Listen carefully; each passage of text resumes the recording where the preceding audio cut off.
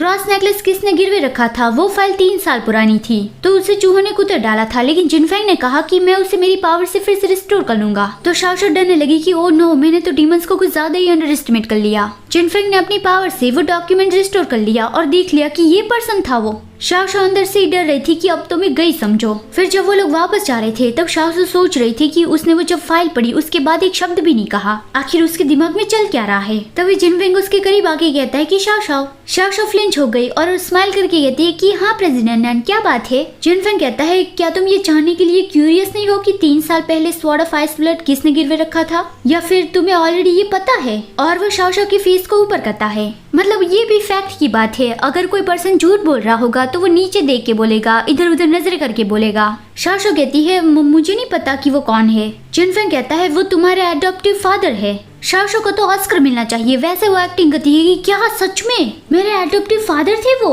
लेकिन ये तो कितनी वियर्ड बात है, आखिर उसे वो नेकलेस कहाँ से मिला होगा। अच्छा, तो जब मैं घर जाऊंगी तब मैं उसे जरूर पूछ लूंगी, ठीक है। जिनफेंग कहता है नहीं, तुम सीधा उसे मुझसे मिलने भेज देना। शाओशो कहती है अच्छा ठीक है, तो फिर मैं ऐसा ही करूंगी। लेकिन अगर शाओशो का बाप जिनफेंग से मिलने गया तो फिर वो तो सीधा सीधा उसे पूरी कहानी बता देगा। तो फिर उसने सीधा घर आके अपने बाप को यही बताया कि ना जिनफेंग आपको मारना चाहता है। मुझे एग्जैक्टली पता नहीं है कि वो आपको क्यों मारना चाहता है, तो जब तक मैं ये पता करती हूँ कि वो आपको क्यों मारना चाहता है तो तब तक आप कहीं पे जाके छुप जाओ। और ये सुनते ही उसका बाप सीधा भाग भी गया। फिर दूसरे दिन शाओशो ने जिनफेंग को बताया कि जब मैं कल घर पहुंची तब मेरे डैड वहाँ पे नहीं थे। मेरी मॉम ने बताया कि वो कर्जदारों से छुपने के लिए कहीं पे चले गए हैं और उसे डर लग रहा था कि पता नहीं ना जिनफेंग मेरा यकीन करेगा या नहीं। लेकिन जिनफेंग को ऑलरेडी ये पता चल ही गया है कि वो नेकलेस शाओशो का है, तो वो भी अभी उसके सामने नाटक ही कर रहा है कि ओ ऐसी बात है, तो फिर तुम उस नेकलेस के बारे में अपनी मॉम से पूछ लेना। शाओशो सोचती है कि उसने मेरी कहानी पे इतना इजीली विश्वास कर लिया और वो कहती है कि हाँ ठीक है, मैं मेरी मॉम से पूछ लूंगी। और वो बाहर चली गई।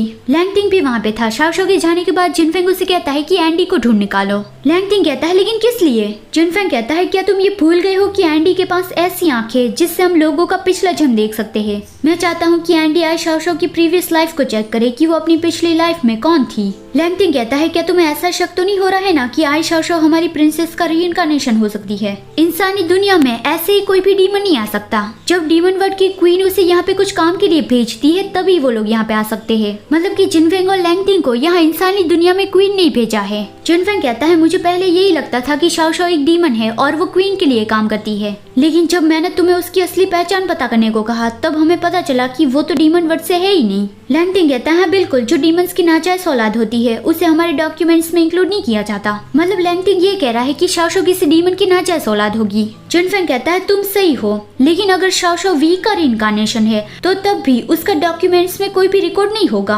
हमने इस बात को तो पूरी तरह से इग्नोर ही कर दिया था। लैंगटिंग कहता है शायद ये कोई इत्तेफाक भी हो सकता है, मैं बस आई शाओशो को पावरफुल प्रिंसेस के साथ कनेक्ट नहीं कर पा रहा हूँ। वो दोनों तो कितने अलग अलग है। जिनफेंग कहता है हाँ वो दोनों बहुत ही अलग अलग है, लेकिन मुझे याद है तुमने मुझसे एक बार पूछा था कि मैं हर बार शाओशो को प्रोटेक्ट क्यों करता हूँ। मैं भी वो रीजन ढूंढना चाहता था, लेकिन अब मुझे रीजन पता चल गया है। अगर वो वी का रीइंकार्नेशन नहीं होती तो फिर मैं उसके पास इतना खींचा क्यों चला जाता। ये सारी बात बाहर से शाओशो ने सुन ली थी। वो सोचती कि ना जिनफेंग को अब ऑलरेडी मुझ पर शक हो गया है और आखिर ये एंडी कौन है। तभी शियामेंग उसके पास आए और वो उससे एक फेवर मांगती है। शियामेंग को ब्लाइंड डेट पे जाना था लेकिन वो नहीं जाना चाहती थी, तो फिर उसने शाओशो को भेज दिया उसके ब्लाइंड डेट को भगाने के लिए। शाओशो सोचती है मैं दूसरों के मामलों में टांग नहीं अड़ाना चाहती, लेकिन शियामेंग ने पहले मेरी मदद की थी तो फिर मेरे पास और कोई चॉइस ही नहीं थी और मुझे यहाँ पे आना ही पड़ा। शियामेंग ने उसे बताया था कि टेबल नंबर 18 पे उसका ब्लाइंड डेट बैठा होगा। टेबल नंबर 18 पे लीमो बैठा हुआ था जो एक बुक पढ़ रहा था जिससे उसका फेस ठीक से नहीं दिख रहा था। तो शाओशो उसके पास गई और कहा कि हे क्या तुम हो मेरे ब्लाइंड डेट।